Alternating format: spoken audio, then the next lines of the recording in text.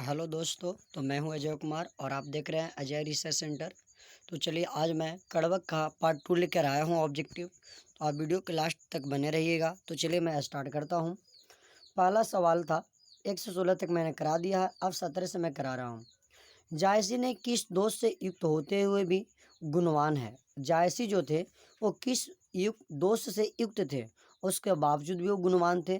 तो उत्तर होगा इनका नेत्र दोष, क्योंकि इनका जन्म से ही नेत्र जो था एक वो काम नहीं करता था। एक नेत्र से नहीं देखते थे, अंधे थे, और एक नेत्र से ही देखते थे, उसके बावजूद भी वो क्या थे?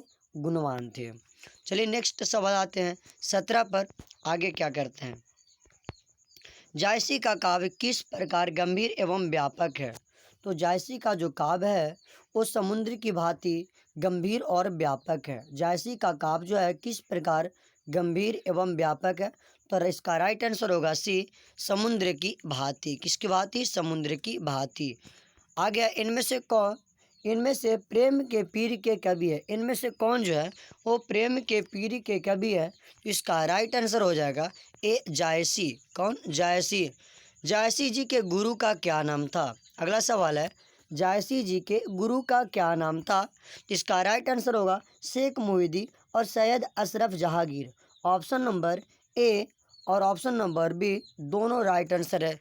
ऑप्शन नंबर डी में दिया हुआ है, जैसा कि आप देख रहे हैं। चलिए स्क्रॉल कर आगे चलते हैं। निम्नलिखित में कौन सी जायसी की रचना है? निम्नलिखित में कौन जो है वो जायसी की रचना है? तो इसका राइट होगा हालांकि यहाँ पद्मावत था, हालांकि चंपावत लिखा गया, पद्मावत है, होली नामा भी है, इतरावत भी है। इनमें से सभी, ऑप्शन नंबर डी जो है इसका राइट आंसर होगा। इनमें से सभी था। क्या होगा? इनमें से सभी। जायसी जी डॉट डॉट डॉट हुआ था। जायसी जी को क्या हुआ था? तो इसका राइट आंसर होगा ए, जायसी जी को चेचक हो गया था। चेचक के कारण उनको एक अंश से वंचित हो गए थे। चलिए तो ऑप्शन नंबर हम लोग क्वेश्चन नंबर 23 चलते हैं। जायसी जी का निधन हुआ था, यानी जायसी जी का निधन कब हुआ था? तो जायसी जी का जो निधन हुआ था वो 1548 ईस्वी में अनुमानित हुआ था, ऐसा माना जाता है। Option number C right answer है। चलिए चलते हैं 24 नंबर में। पठित पाठ के आधार पर काला धावा का संबंध किससे है? पठित पाठ के आधार पर अगर हम देखें तो काला धावा का जो संबंध था वो किससे था? तो चंद्रमा से था। Option number A right answer है। चलते हैं हम लोग थोड़ा सा स्क्रॉल कर लेते हैं और आगे चलते हैं। 25 से क्वेश्चन चलते हैं। सूरदास की कौन सी रचना है? सूरदास ने कौन सी रचना लिखी थी? तो सूरदास जो थे वो पद के लेखक कौन थे? सूरदास जी थे। तो ऑप्शन नंबर क्या है? डी राइट आंसर है। पद के लेखक कौन है? सूरदास जी है। चलते हैं आगे। सूरदास किस भक्ति के कवि हैं?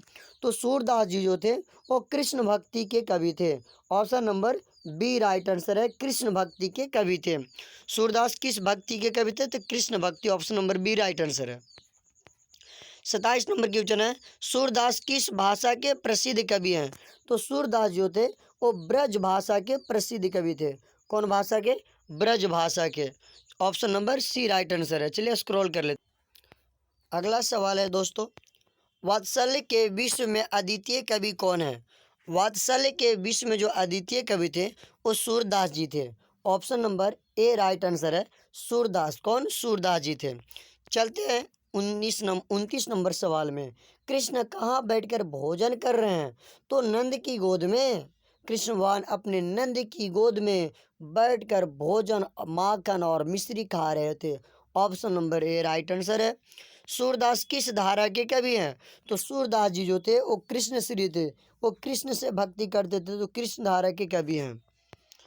प्रस्तुत प्रथम पद में कृष्ण को किससे सूचना दी जाती है? प्रस्तुत प्रथम पद में कृष्ण को किसको सूचना दी जाती है? तो उनको भोर होने की सूचना दी जाती है। Option number C right answer है। सूरदास हिंदी साहित्य के किस काल के कवि हैं? तो सूरदास जो थे वो हिंदी साहित्य के भक्ति काल के कवि थे। Option number B right answer है। तो चलिए मैं स्क्रॉल कर लेता हूँ आगे। अगला सवाल है 33 नंबर में चलते हैं। कौन सी रचना सूरदास की नहीं है? तो सूरदास की जो 27 जो है वो रचना सूरदास जी की नहीं थी। कौन? 27। आगे चलते हैं 34 नंबर में। सूरदास को किस चीज़ की भूख है? तो सूरदास जी को जो तो कृष्ण के जूठन की भूख था। किसका भूख था? कृष्ण की जूठन की। Option number A right answer है। सूरदास की अनुमानित जन्म तिथि क्या है? तो सूरदास जी की जो अनुमानित जन्म तिथि थी वो 1478 ईस्वी था। Option number B right answer है। साहित्य लहरी किसकी रचना है? तो साहित्य जो लहरी थी वो सूरदास जी की थी। Option number B right answer है। सूरदास की रचनाओं की भाषा क्या है? तो सूरदास जी की रचना की भाषा ब्रज भाषा है। Option number B right answer है। सूरदास के गुरु का क्या नाम था? तो बल्लभाचार्य।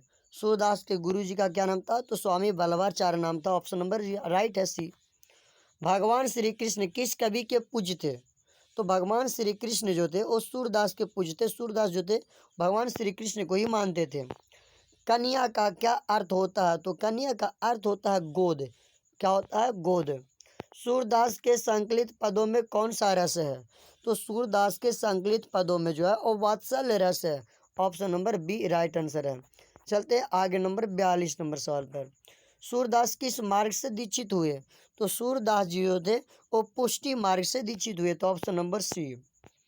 निम्नलिखित में कौन सा कवि अष्टछाप का नहीं है? निम्नलिखित में कौन सा कवि जो है वो अष्टछाप का नहीं है?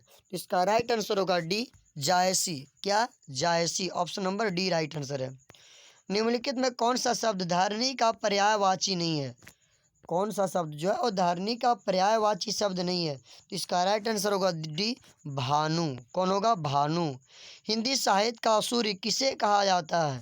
तो हिंदी साहित्य का सूर्य जो है वो सूरदास जी को कहा जाता है। Option number B right answer है। कंबल का मानक रूप क्या है? तो कमल।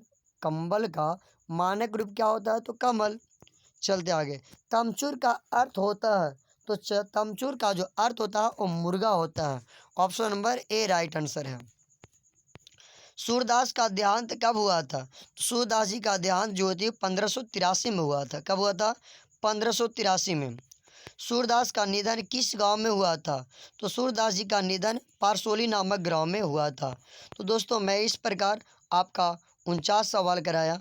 अगर अभी तक आपने 49 सही किया है तो वीडियो में कमेंट में ज़रूर लिखिएगा कि मैंने 49 सही किया, या आपने 49 में कितना सही किया ये भी ज़रूर लिखिएगा। और अगर आपको वीडियो अच्छा लगा हो तो लाइक शेयर और सब्सक्राइब कर दीजिएगा। चलिए तो अभी एक सवाल आपको और करा देता हूँ मैं। अगला सवाल आपका लाता हूँ 50 नंबर सवाल। तुलसीदास का जन्म किस प्रदेश में हुआ था? तो दोस्तों जैसा कि मैंने पहले भी बताया था कि अधिकांश कवि का जन्म उत्तर प्रदेश में हुआ है। तो आपका राइट आंसर उत्तर प्रदेश होगा। ऑप्शन नंबर सी है। तो मिलते हैं नेक्स्ट वीडियो में, तब तक के लिए जय हिंद, बाय।